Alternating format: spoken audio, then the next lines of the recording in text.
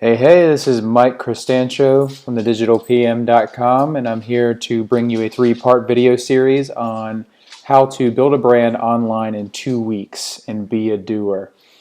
So I just want to get into a little bit of a preface on this video on who I am. So my name is Mike Cristancho. I am a project manager and I work in Magento e-commerce here in the city of Savannah. I do freelance for a lot of clients around the US as well, focusing on digital marketing, WordPress website development and design, and overall business development. I've been in the industry for about 7 years now and have learned a lot along the way, and my goal is to share that vision, share that information with you where possible, because I want to see the internet expand. The true reason for kind of starting this venture was back in the day I didn't have accessibility to education. I didn't have accessibility to how to do these things. It was just trial and error.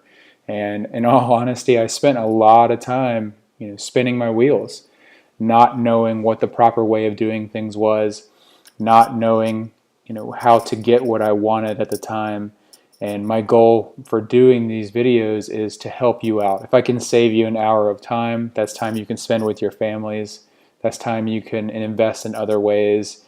Going to the gym, going out to the park, spending time with your family and friends, which is of utmost importance in life and really what we should focus on.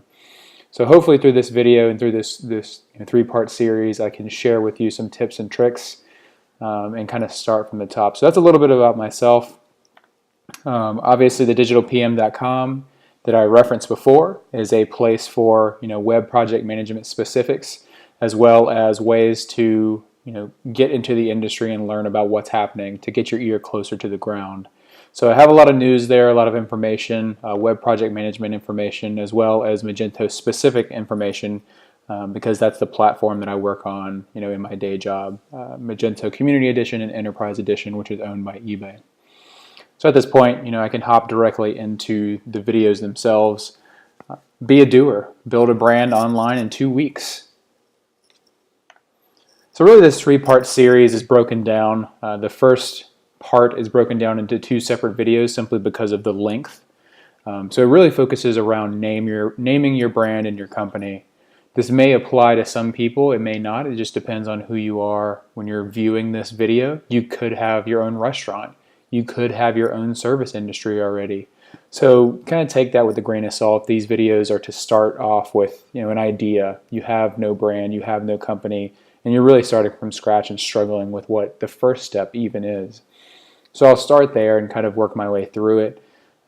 Parts 2 and 3, buying your domain name and buying your hosting package. I'll go over those details, and then implementing and installing your WordPress website to get you off and running so you can have your very own little slice of the internet. So the first video, goes around naming your brand and company. And this really takes the place of, day one. So I mentioned that you can build a brand online in 2 weeks, and I really truly believe that if you focus and, follow this 14-step process, you should be able to have a really solid niche carved out for yourself moving forward. So naming your brand, the first thing to focus on is developing your brand strategy. You shouldn't name a brand until you develop your brand strategy. How can you know if you're choosing the right brand name if you don't know what that brand's unique, value proposition is? You don't know what the brand promise is. You don't know what your strategic directions are. So what you need to do is kind of sit back, think about, everything that you want your brand to stand for, you want your company to stand for. In this course, I'll use the Digital PM as my examples simply because I've started that site and seen some success there. So I can talk about that in hindsight and kind of give you some examples. So basically what I set out there was, again, there's no Bible, there's no book, there's no encyclopedia for web project management. You kind of learn by the seat of your pants as you go and develop information and develop experience as you go. While that's good for some people, that's the school of hard knocks. You definitely have some growing pains along the way, and I wouldn't say that it's ideal to be learning off the seat of your pants when you're talking about $250,000 projects or higher at times. So one of the things that I wanted to do by developing the website, thedigitalpm.com, was to focus directly on helping people in the industry. So that was my brand strategy. I wanted to do that. I was there to deliver value. I wanted to share information that was pertinent to the people in my industry because there wasn't anywhere else. I couldn't find it for myself. So I went out there and tried to develop it and provide it for others. You want to review, your prospective industry and your market. You want to look out for other, competitors or industry leaders. Again, the digital PM itself, there wasn't a lot out there filling that niche. There wasn't a lot, filling that information space. So I decided to kind of be first mover and join that. There are a few other sites out there that offer, project management specifics, but not directly related to, web project management. Sam Barnes is doing a great job on his website. You can give him a Google and go to his site. He's got some great content there. But for the most part, it's kind of here nor there on web project management. So I decided that I wanted to be in that space. So I wasn't discouraged right away, and don't be discouraged yourself. If you see a lot of different websites out there that are in your niche or in your space, chances are that just means there's a market there for you. So again, if you are watching this and you have a restaurant and you just want to, fulfill a dream of having a website for that, so you can just tell people about your specials and tell people about your hours, there's going to be thousands of restaurants in your state. So would you think that that's, any more, positive or negative? I don't think so. I think that just means that obviously the restaurant industry is thriving in your state or in your region. So don't be discouraged if you see people that are doing something very similar to you or what you want to do. You can find ways to differentiate yourself later. So the second thing you want to do is review, where you can fill in the gaps. I listed that here, in quotations, filling in the gaps. So if you look at your competitors in your industry and say, that's odd, or that's not how I would do it, then you have kind of voiced those things out in ways that you've voiced that specific method on how to stand out in a crowd.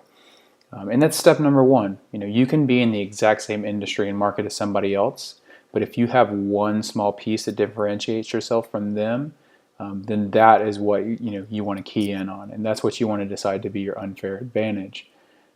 And then lastly, you want to be yourself because everyone else in the world is taken. You can't look back and say, oh, I'm a bookseller and I want to be Amazon, or I sell cups and I want to be Tervis tumbler or blender bottle. You can't really rationalize that to yourself. So what you can do is say, I want to be myself because I think what I'm doing for people is better. I think my restaurant's better. I think my services are better. If you're a plumber, what makes you different? Is that customer service? Is that you're always on time? Is that you're focused on specific regions or people that may not have the funds for it? So you're kind of a budget plumber on the side. You just have to take time to look inwards and look at yourself and say, why am I helping people? Why am I doing this? Next, you want to decide what type of website you want to be. There's lots of different types out there. There's niche websites that are focused on one individual, task or skill or, sales tactic. Authority websites, which, I hope thedigitalpm.com is, that's what I was striving for, is just a place people would keep coming back for content habitually. So whether that's once a week that you have told yourself that I want to, have a new post on something. Maybe you're a doctor or chiropractor and you want to have a new post, a way people can, do those specific skills at home and help themselves to live a better life. That's an authority website. If you can have somebody come back to the website at a later time and, get value from your site. Or maybe you want to be an e-commerce website. That is also, very valid. That's huge right now. It's growing, 15% a year. It's in the billions of dollars. We just passed Black Friday of 2014, and the thing about that is, we had a huge influx of money for Cyber Monday, for Black Friday. People are now seeing online shopping as their first choice, whereas before people would go to a brick and mortar store and purchase something there because they wanted it in hand, and they knew they were going to get it quicker. Now companies have found out they can do 2-day shipping, 3-day shipping, and get it, in hand for a lower price with absolutely no stress of waiting in line. And we couldn't say that a few years ago. So it's definitely a move forward. So if you're looking to, sell something online, obviously, e-commerce website is big. You can do that on WordPress. There's a lot of plugins out there that help you with that. And that's really what gets you started. So if you have a few SKUs that you want to start selling, WordPress is definitely a great starting place. So next, you want to communicate your brand message. Think about it to yourself. Once you understand what your brand strategy is, what your industry is, and what type of website you want to be, as well as where you're kind of filling in those gaps, as I mentioned earlier. You need to figure out how you want to communicate your brand message. So basically, you want to refine that brand strategy and your brand position, and then find out how you can get that message out there to potential people that you could help. We'll talk about that a lot more in the actual operations piece, but from a high level, you just have to figure out what area you want to go into. If it's TV, if it's radio, if you want to do ads, if you want to go pass out flyers to your friends and family, how you want to communicate your brand message is very important, because it kind of depends from site to site how you're going to do it. So if you're in the e-commerce website area, if that's going to be your website, that's very different than an authority website, where you're going to depend over time for people to start seeing you as an authority in that space. Whereas e-commerce, you could hop right in and potentially, have a sale in a month. So it's really just kind of up to you in that point. But communicating your brand message is very, very important. So once you exist what's in your marketplace already, from what your competitors and your other brands are doing, and you know what consumers want, you can kind of refine that down. And we'll discuss that later too as well. So at this point, you want to create your short list. And really what that means is take everything, steps 1 through 4, write everything down. If you don't have a brand name or company name, now's the time to take 5 or 10 of the best ideas, write them on a piece of paper, write them in a Word document, and kind of rank them from best to worst. This is very important because what you think is worst might actually be, what you go with. I've seen that from time to time. People have an idea in their head that they just want their company to be, brand name X, and it has to be that. But at the end of the day, if it doesn't resonate with your potential customers, it doesn't really matter. You want something that is easy to remember. You want something that you can purchase a domain for, which we'll get into in just a little while. And you want something that spans different markets. So let's just say you're on the e-commerce website division. That's what you want to do. You don't want something that means something negative, I'll say, in Italian, or something that means something negative in Japanese. You need to have something that's generic, but you also need to flesh it out to make sure that it goes beyond the current brand you're in. It goes beyond geographic location. It goes beyond trends and fads. So it's a lot harder than people give it mention, but you really need to sit down, list out 5 to 10 of the best options, and then list out, on a piece of paper or on your Word document where you kind of fill the void, where you fill the gaps in your industry, and how you think you can separate yourself. So at this point, this is the end of part 1 of day 1. So this is definitely some homework for you to do at this point. So if you kind of go through these, I'll provide you with some notes in the page here, so you can keep moving forward. I will do part 2 of day 1 in just a little bit, so if you want to follow it up, just press play for the next video, and I look forward to seeing you soon.